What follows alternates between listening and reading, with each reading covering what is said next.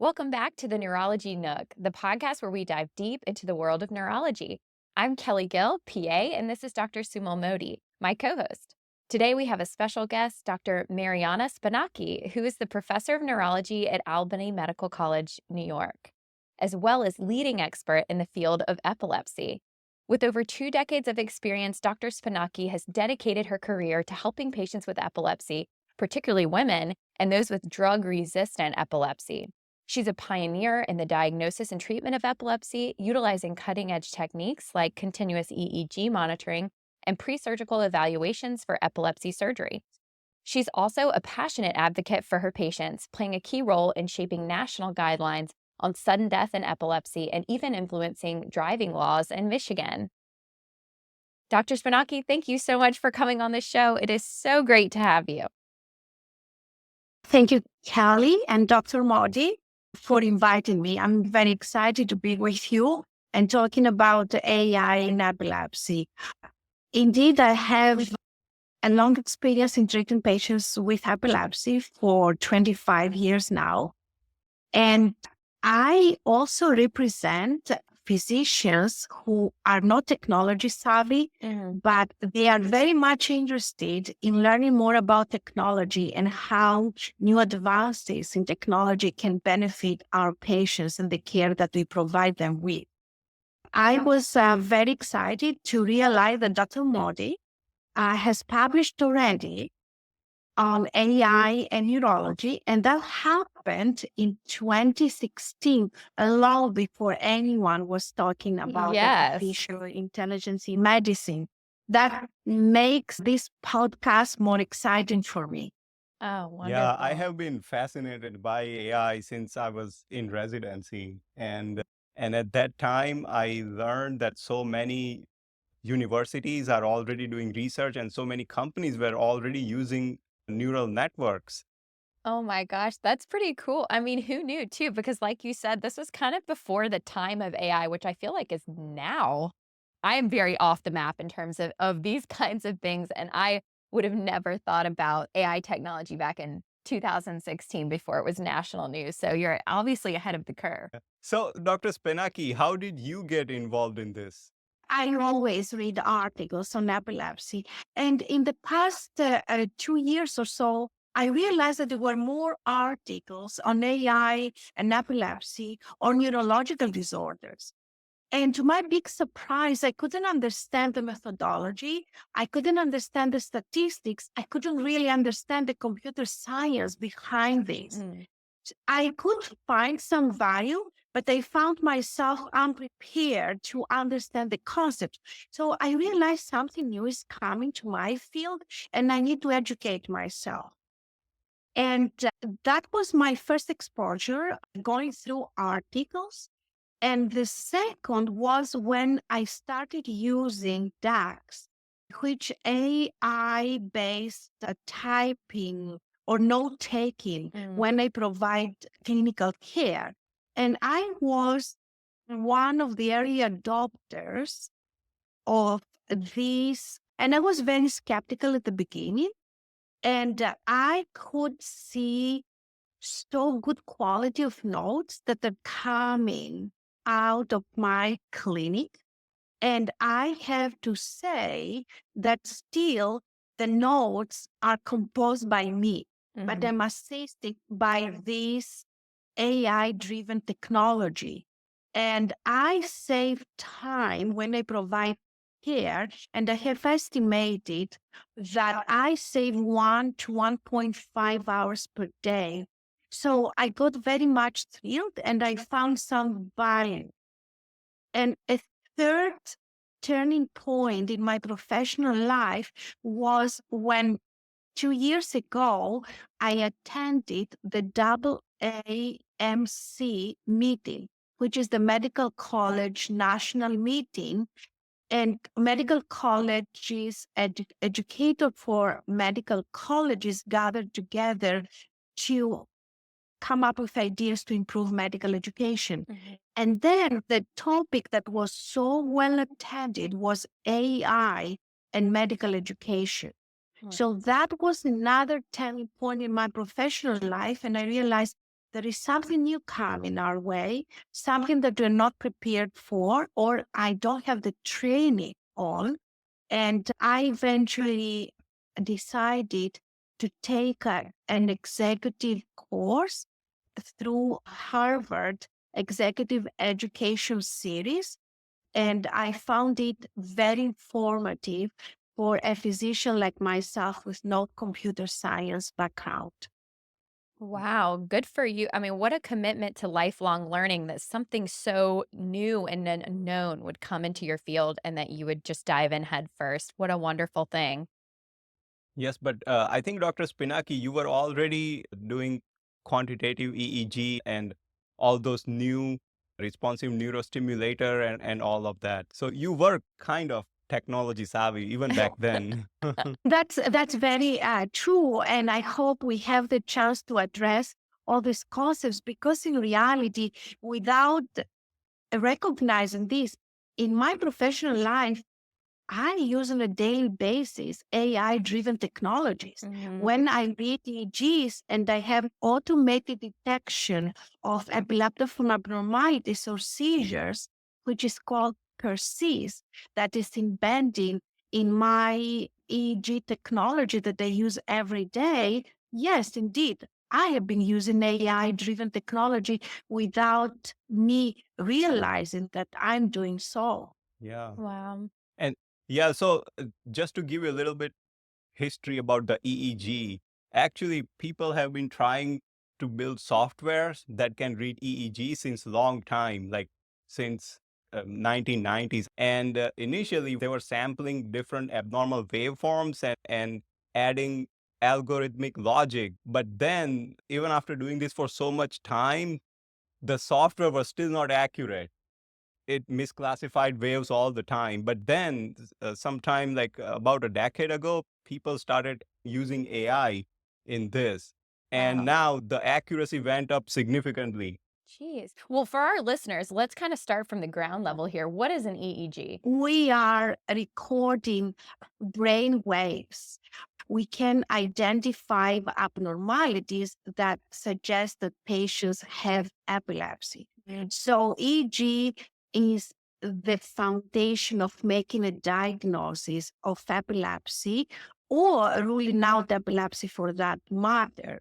And we are looking for abnormalities that exist even if the patients do not have active seizures. And what is very important to keep in mind is pattern recognition. Mm, And that goes back to what Dr. Modi mentioned, how AI can change how we read EEGs. yes. Yeah, so Incredible. AI is really good at pattern recognition, obviously. And that's what they are doing in these new softwares now. I like Yes. how the AI, it sounds like it's not replacing us as clinicians. It sounds like it's making us sharper. It's making us more efficient. And it's actually helping us to focus on what matters, which is patient care and not just sitting there staring at an EEG or trying to type away at a note for an extra hour and a half a day. So I like this sort of spin on AI. I know that there's a lot of fears surrounding it, especially about job replacement or is my doctor just going to be a robot? But I don't think that is going to be true. I don't think that's how we're envisioning things going for our field. What are your thoughts? You articulated very well. We need to have a strong message for physicians, for providers, and patients that AI will assist us Mhm. in providing better care, more effective care, Mhm. or care when we cannot in a traditional way.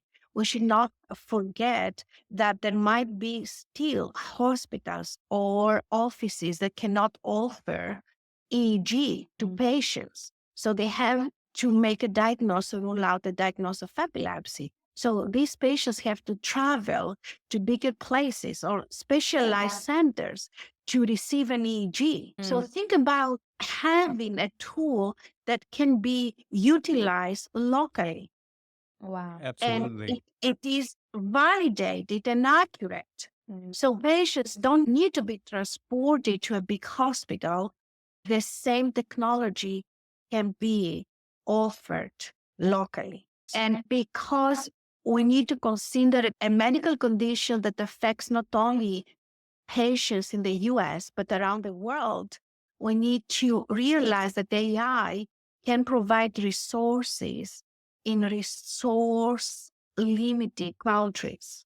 Mm. Yeah. So we need to take this into consideration. And not just the underserved area of US or outside US, even in tertiary care hospitals like a neuro ICU or medical intensive care unit, there are patients who are having subclinical seizures that you can't see clinically. And we don't screen all the patients because of it's costly. Mhm. Once you start doing EEGs and continuous EEG monitoring on all the patients, that's when you realize that how many subclinical seizures you were missing before. Mm. So if there is some real time feedback Yeah. from a system, then you can treat those things early on. Mm. These are very valid points that we take into consideration when we validating this technology, and where the value is identified seizures when the human experts are not available. Mhm. And you're talking about EG readers that even at the very specialized centers cannot perform a service 24/7. Mhm. So we are talking about a number of different resources that are not available even at the very specialized centers. And that brings me to a technology that has been available since 2014. And I will mention the name, but of course, our goal is not advertising products or devices, but I would like to mention some examples so our listeners can understand how important the contribution of these devices are. And the device or the algorithm I'm talking about is called Cerebell. And Cerebell was developed in 2014. And this is a cap that we place on the scalp of a patient when they come with suspicion of having seizures, either clinical or subclinical. It's in the middle of the night or in a place where EG technologists or physicians are not available. We don't need an EG technology to place the leads. And this device is running on an AI-driven algorithm that is called Clarity. And what happens is when seizures are detected, sound notifies the medical staff, nurses, other providers that the seizure is very likely that it's evolving. So do something about this. Treat aggressively. Physicians can, in retrospect, read the data and confirm if Cerebell was accurate in interpretation. Of course, I'm not saying that it's the magic tool that identified seizures 100%, but it has been shown that it is very accurate. There might be some medical conditions that interpretation of this particular tool is not as accurate, in particular in cardiac arrest patients who Mm. may develop seizures after the acute insult. And we found out that Cerebell may not be as accurate, but we should not forget that we are learning. So obviously, this algorithm can be retrained on data and expand its diagnostic accuracy. Maybe it can predict more seizures down the road and some patterns in the EEG that we cannot see, but these algorithms can detect them. Man, it seems like a great solution for trying to expand access to care, especially at a time where I feel all of us providers, nurses, staff are just overburdened by just the sheer amount of people that we need to care for as well. So, just another thing that can back us up and can help us to give the best care possible, no matter where we are. So, what a wonderful invention. Yeah. Absolutely. And I agree that access to care is our end goal. Mhm. How AI can offer care to everybody, not some who are fortunate enough to be close to specialized centers. Yes. So that brings us to the point, equity in care. Yes. Everyone deserves excellent care. Absolutely. Can you explain our listeners what is epilepsy and how big of a problem it is? Epilepsy is a very common neurological condition. In the US, we have more than 3 million adults who have the diagnosis of epilepsy. Wow. Think That is a about lot. 1 out of 100 adult individuals. This is a big number to consider. And then when it comes to children or young adults, 17 years old younger, we have almost 500,000 of those young adults or kids who have the diagnosis of epilepsy. And if we want to speak about the entire world, we have 50 million people who suffer from epilepsy. And many of those are in underprivileged areas where access to care or technology or even medication, it's not easy. Mm. We have high resolution MRIs, and we utilize particular epilepsy protocols that have very thin slices, and we can really see subtle abnormalities in areas of the brain where the seizures are coming from. And we should not forget that AI-driven protocols have been used on interpreting or reading MRIs for a number of years. And as time goes by, more AI-driven or based algorithms are utilized to identify subtle changes in the brain that we cannot identify visually and find the cause of epilepsy. And in that case, that we suspect that there is etiology or pathology on the brain, but you cannot visually see. So Yes. AI offers help in image analysis as Yeah. well. Incredible. The information about what's causing the seizure may be there on the scan, but just humans cannot see that sometimes because it's either Wow. too small or too abstract to understand. Yes, I'm hoping AI can close that gap of human error. I mean, we're all humans practicing medicine, being a patient, all of us. And a lot of this takes us to our human limitations and using AI to get one step further to be better at what we do. I mean, this sounds like an incredible advantage, especially in reading MRIs. Absolutely. And at this point, I think that we need to mention that it's up to us, the medical professionals, to make certain that the models are trained properly Yes. and are validated properly. And this is why we need to emphasize as much as we can multidisciplinary collaboration on developing AI algorithms, because the basic scientists who are developing the algorithms need to work closely with the medical professionals to know exactly how to train the models. Yes. And also validate the quality of the data. AI is trained on huge, vast amount of data, but it's not only the volume, it's the quality of the data. And also it's very important how the experts label the data to train the algorithms, because we are in favor, at least at this stage, of supervised learning of the algorithms. So multidisciplinary collaboration is important in the process of developing, say, AI tools. Yes, absolutely. That seems like the number one thing as we're in this process, probably this short time period before AI does a lot more than we could ever imagine with its exponential growth, and standing with it, training it, and making sure it is the gold standard that we want to use to help us to guide our decision making. Absolutely. I totally agree. And in your view, do you think providers and hospitals are ready for this? Do they trust this system? That depends on which AI tools we are talking about.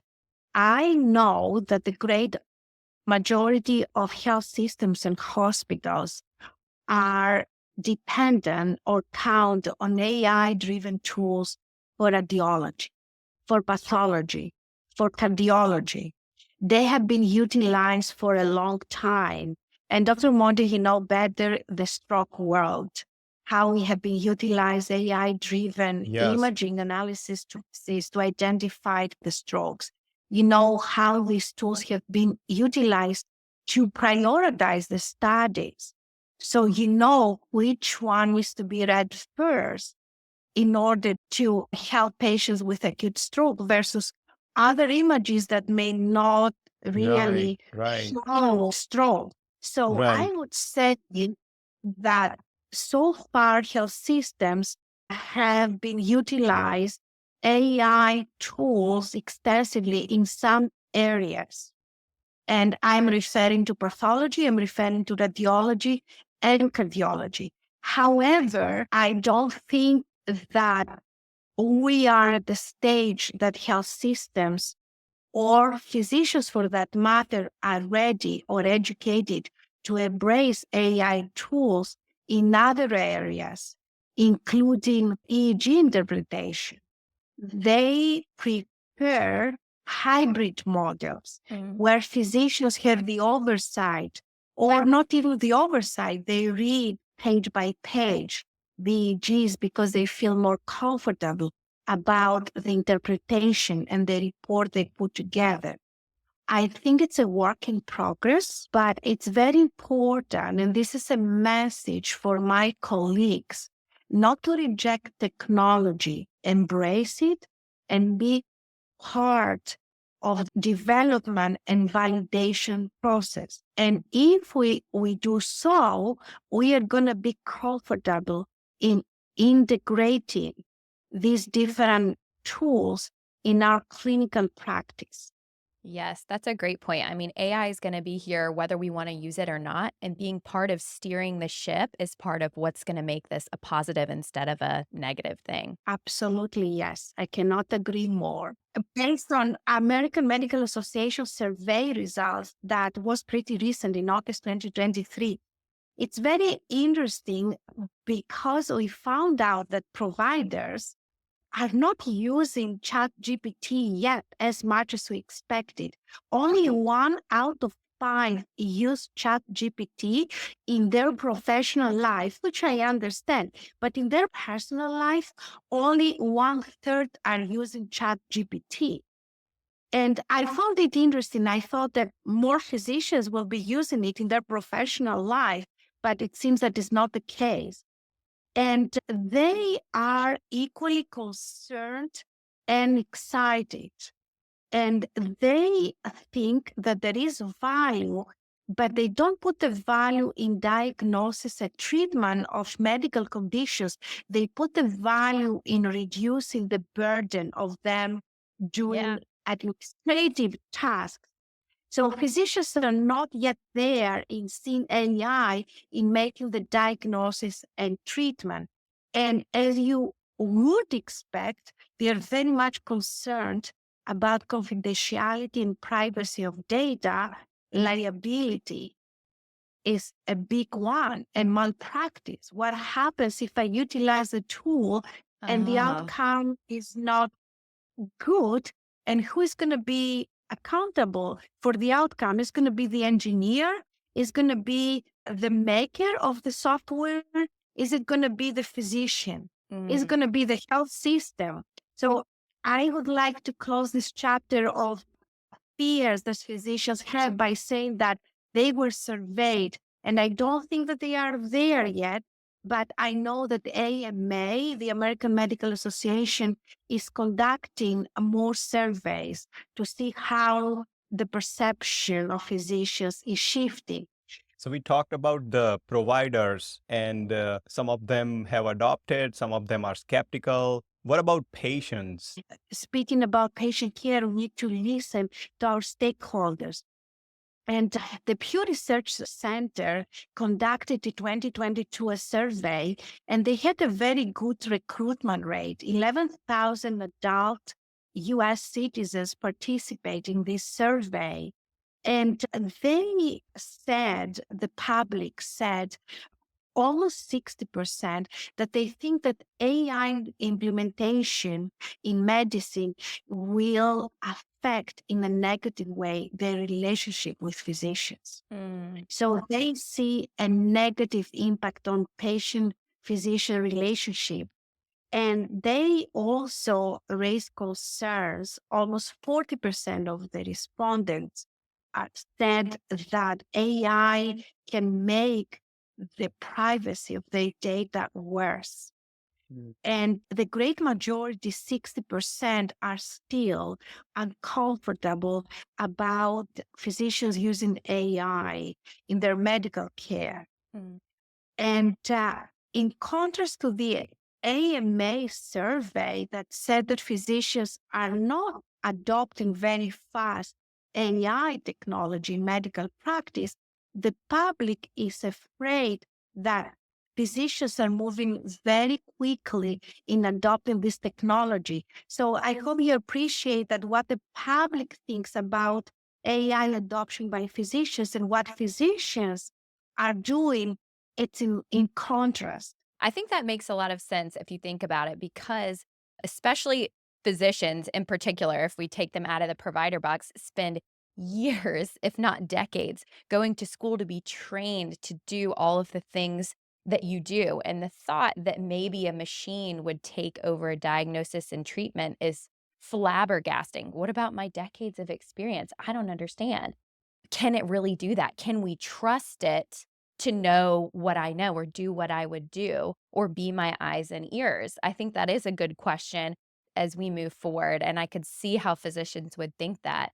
And then on the patient side, I'm actually surprised to hear they don't want more adoption, because the amount of patients, friends that I have that I know are patients that are just Googling their symptoms and expecting to go into the doctor and get exactly what they want, already thinking they know what they have, is surprising. So I'm a little surprised on the patient side, and I think I fully am understanding of the physician side of things. I don't know, what do you think?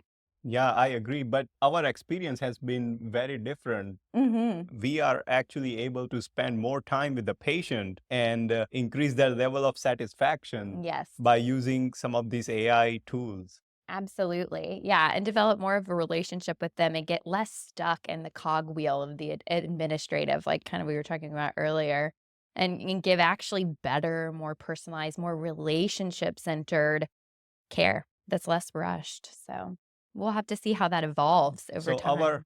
as a physician and providers, our role would be truly understanding patients' real problems and being a good educator. Yes. AI can help with other things. Mhm. And I think that you mentioned the keyword educators. We need to educate ourselves. We need to educate our colleagues. We need to educate patients. We need to educate families. And we need to educate the young generation of providers on AI. Mhm. In my opinion, this is the key word. And you cannot educate unless you understand. Yes. And this is my key message to my colleagues, to my patients, to families. We need to be educated Mhm. and we need to work together. We should not forget that even if we reject the tools are available for patients, and I'm talking about ChatGPT is available to everyone. So they can go ahead and find out information about epilepsy and how we educate them what is accurate and what is misleading. I see. Um, can it help patients with improving their monitoring? For example, it can monitor patients in real time and provide real time information to the providers in some conditions that's required, and that can improve the outcome.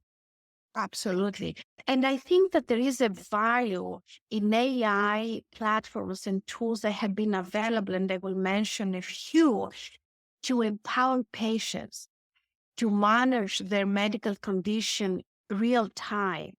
And I would like to mention about the wearables. Yes. Uh, And this is something that we can advocate for. And we need also to have a better understanding of what is out there and what might be cost effective for our patients. So I would like to mention one device that it's called Empatica Embrace 2. So this is a device that is FDA cleared, and it's a smart watch.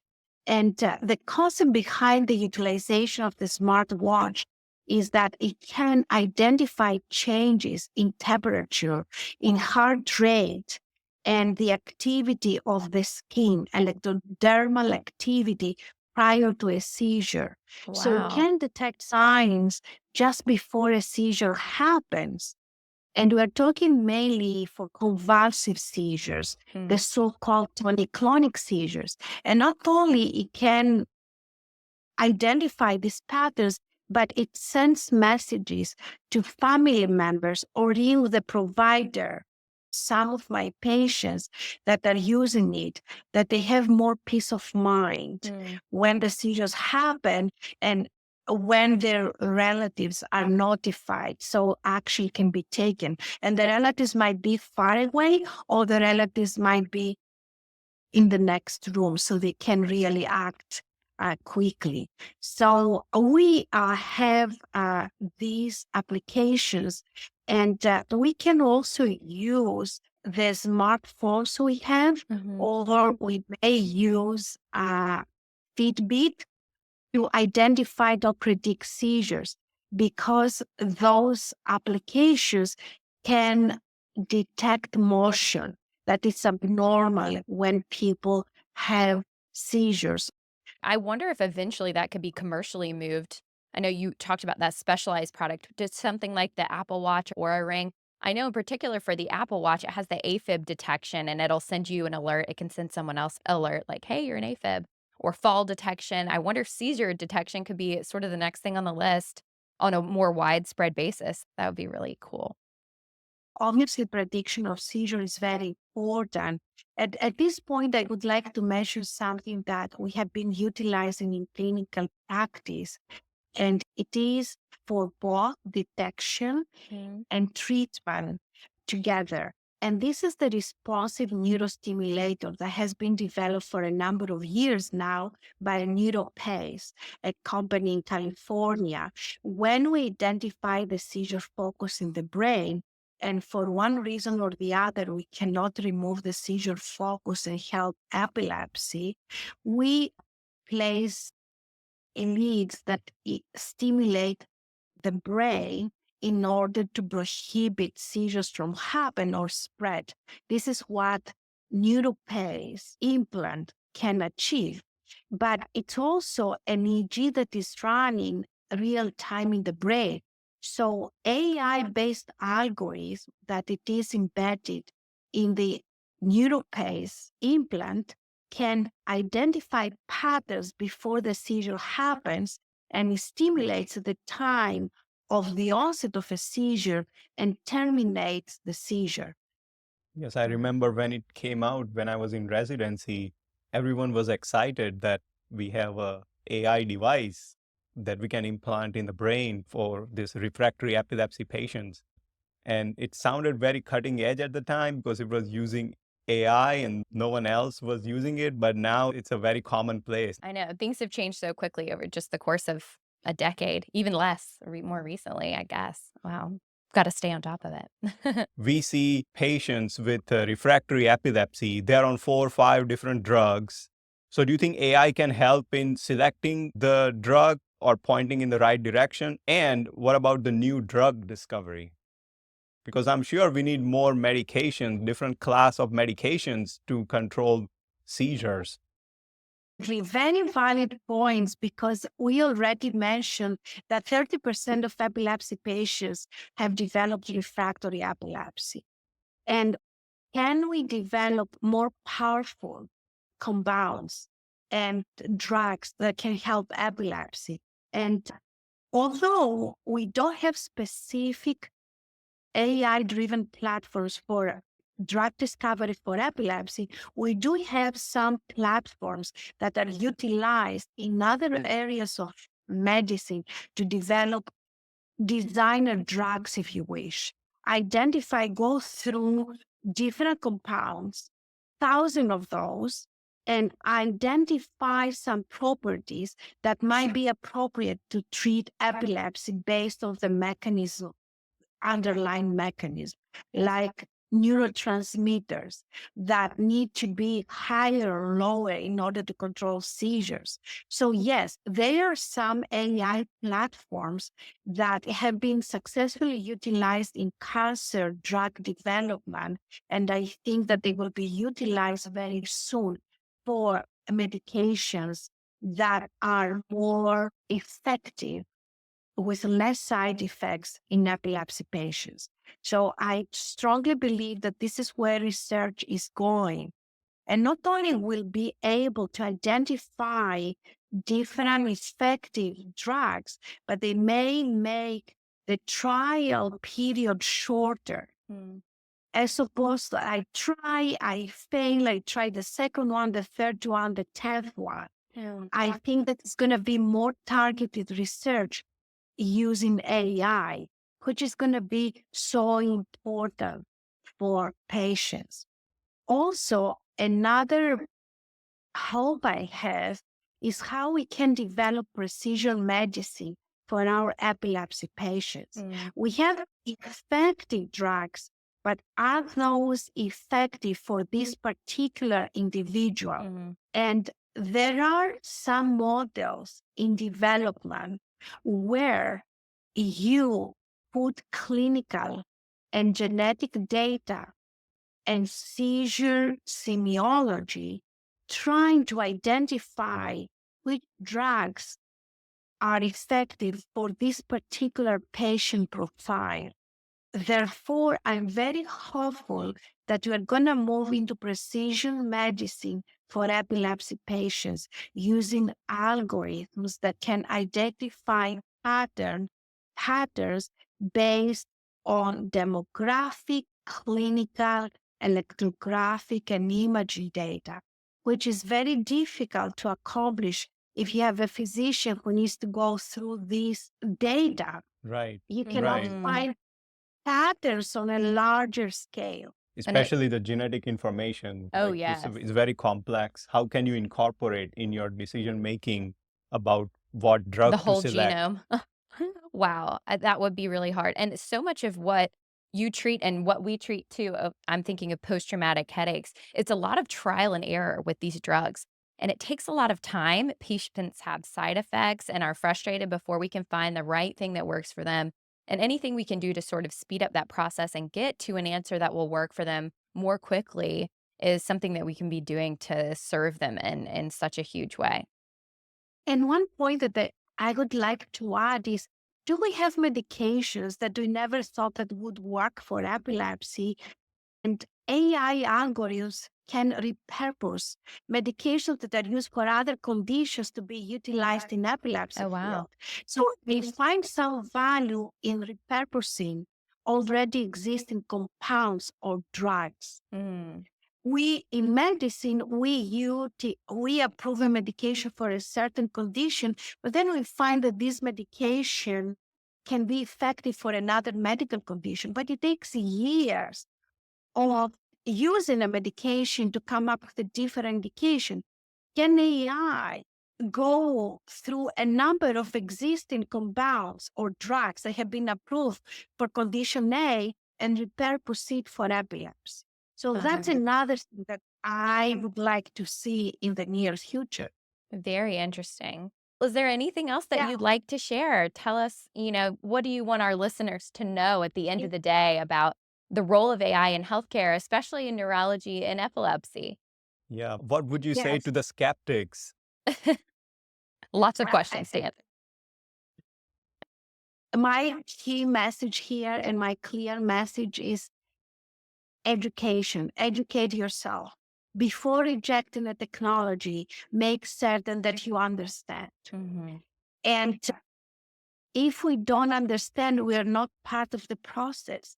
And if we are not part of the process, we cannot reassure our patients that healthcare is going to benefit from AI tools. That's what I would like to emphasize, Mm, to get involved with open mind. yes. This doesn't mean that it's gonna yield to perfect outcomes. It's gonna solve all the problems in medical care.